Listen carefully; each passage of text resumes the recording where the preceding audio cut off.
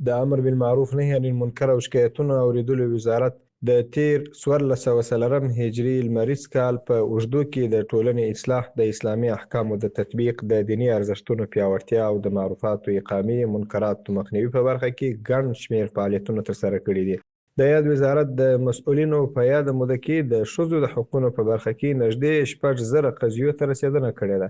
چې په یادو قضیو کې 1986 د ښځو د میراث، 1655 د جبري نکاحو او 2128 نورې د ظلم او کورني تاوتریخوالي څخه د مخنیوي او نورو ناخوالو قضیې شاملې دي.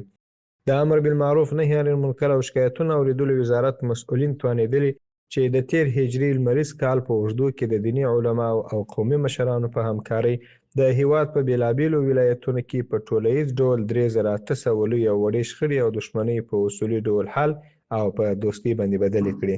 همداراز د دیني ارزښتونو د ساتنې او خرافاتو مخنیوي په موخه په ټول هیواد کې په تیر 1400 لمریز کال کې 760 تنه کوډګر او په خرافاتو بوخت کسان هم نیول شوي دي. یاد دې وي چې په یاده موده کې د عالی قدر امیر المؤمنین حفظه الله ورعاه له حکم سره سم سباند 6,000 رواني ناروغان او لیونیان هم راټول شوي او د درملنې او ساتنې په موخه د 3 میاشتې ریاستونو ته سپارل شوي دي.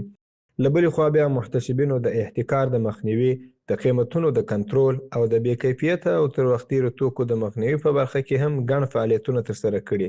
او له اړوندو ادارو سره په همغږۍ یې سلګونه ټنه تر وخت تېر خوراکي او غیر خوراکي بې کیفیته توکي راټول او له منځه وړي دي. همداراز د هیواد په بېلابېلو ولایتونو کې له سوداګرو، هټیوالو، تجارانو او کسبکارانو سره نږدې 1100 اصلاحي ناستې ترسره شوي دي. د دې ټولو ترڅنګ د یاد وزارت د شکایتونو د اورېدلو په برخه کې د تیر کال د ولسي وګړو څخه باندې 10,000 شکایتونه ثبت شوي، چې له ډلې څخه 6,000 شکایتونه حل شوي، نږدې 4,000 شکایتونه تر څېړنو لاندې دي او یوه برخه یې چې د اورېدلو وړ نه ورد شوي دي. هیره دې نه وي چې د امر بالمعروف نهي عن المنکر او شکایتونو اورېدلو وزارت منصوبینو د معروفاتو د اقامې